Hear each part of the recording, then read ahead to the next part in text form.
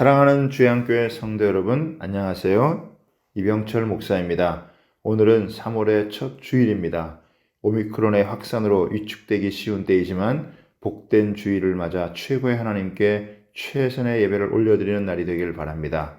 또한 아버지 하나님께서 폭포수와 같이 부어주시는 사랑과 은혜를 경험하는 복된 주일이 되길 바랍니다. 3월 6일 주일 주 만나는 하나님의 위로를 경험하라 란 제목으로 본문은 창세기 25장 54절에서 67절까지 말씀입니다.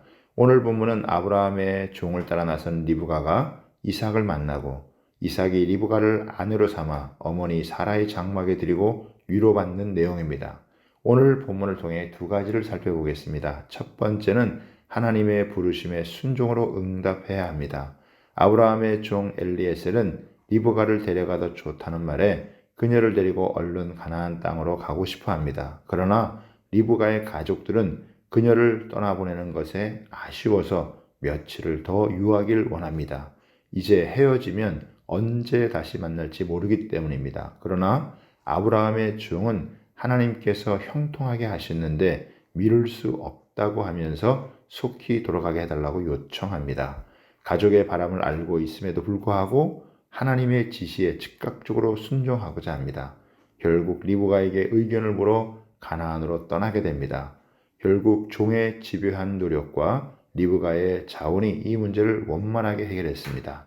리브가의 가족들은 그녀를 축복하며 보냅니다. 60절에 보면 리브가에게 축복하여 이르되 우리 누이여 너는 천만인의 어머니가 될지어다. 내 씨로 그 원수의 성문을 얻게 할지어다라고 합니다. 가족의 리브가에게 한 축복은 하나님께서 창세기 22장에 아브라함에게 한 축복과 유사점이 있습니다. 후손의 번성과 후손이 원수의 성문을 얻게 된다는 동일한 내용의 축복이 부부가 되는 이삭과 리브가가 각각 받은 것이 됩니다. 아마도 이들은 종을 통해 아브라함에게 주신 하나님의 약속을 듣고 그것에 공감한 것일 수도 있습니다. 이 축복은 하나님이 아브라함에게 주셨던 약속이 장차 리브가를 통해 성취될 것을 암시합니다. 하나님은 그분의 계획을 이루시기 위해 리브가를 부르셨고 리브가는 이에 순종합니다. 하나님은 특별한 계획을 이루기 위해 우리를 그리스도의 신부로 부르셨습니다. 하나님의 부르심 앞에 우리가 해야 할 일은 순종입니다. 하나님께 순종하는 것이 마땅하니라고 합니다. 순종의 신앙으로 하나님의 계획을 이루어드리는 하루가 되기를 바랍니다. 두 번째는 하나님의 위로는 슬픔을 이기게 합니다. 이삭은 어머니 사라가 죽고 난 후 대략 3년간 눈물의 세월을 보냈습니다. 하지만 하나님은 이삭의 슬픔을 내버려두지 않으셨습니다.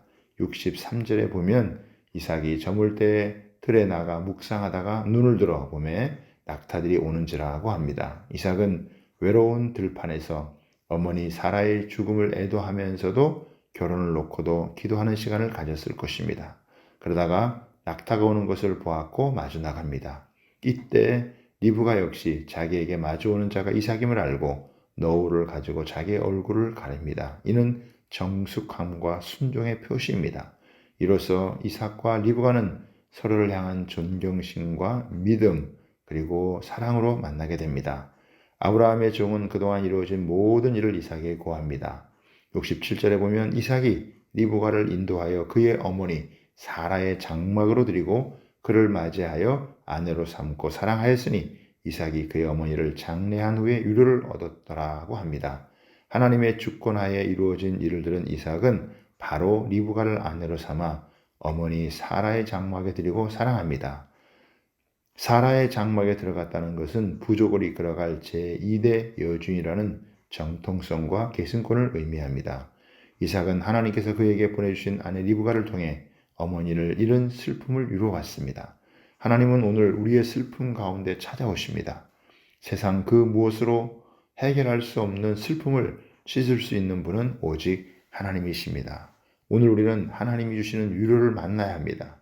이삭이 리브가를 통해 위로를 얻듯이 우리는 하나님이 내려주시는 위로를 만날 때 온전히 회복을 이룰 수 있습니다. 하나님의 위로를 경험하는 오늘 하루가 되길 소망합니다.